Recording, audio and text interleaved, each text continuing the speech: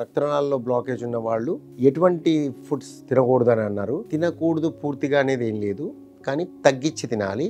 So అవి red meat, mutton లాంటివి అవి అవాయిడ్ చేయాలి. వన్స్ ఇన్ ఎ వైల్ పర్లేదు, రెగ్యులర్గా తినకూడదు.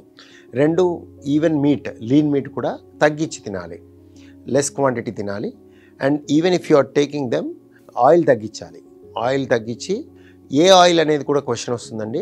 ఈ ఆయిల్స్ యూజువల్గా ప్లాంట్ ఆయిల్స్ వాడాలి, సాఫ్లవర్, సన్ఫ్లవర్, ఆలివ్ ఆయిల్.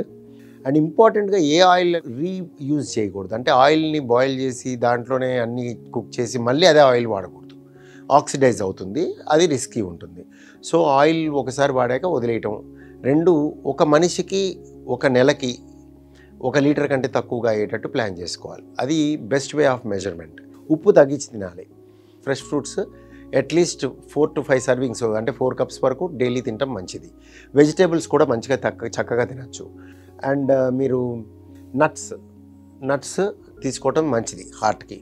అయితే డయాబెటీస్ ఉన్న వాళ్ళు, మధుమేహం ఉన్న వాళ్ళు ఒక్కళ్ళే మీరు ఫ్రూట్స్లో స్వీట్గా ఉండే ఫ్రూట్స్ అవాయిడ్ చేయాలి. అంటే సీతాఫలం కానీ, మామిడి పండు కానీ, ద్రాక్ష కానీ, సపోటా కానీ, ప్లస్ జ్యూసెస్ చేసుకోవటం కానీ అవాయిడ్ చేయాలి. ఇవి గుండెకనే కాదు, షుగర్ పెరుగుతుంది కాబట్టి జ్యూసెస్ అవాయిడ్ చేయాలి. పల్ప్తో తినచ్చు, అంటే ఉన్న ఫలంగా ఒక పండుని తినచ్చు.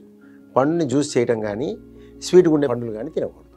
సో ఈ విధంగా డైట్ని పాటించినట్టయితే మీకు హార్ట్ పదిలంగా ఉండే అవకాశం పెరుగుతుంది.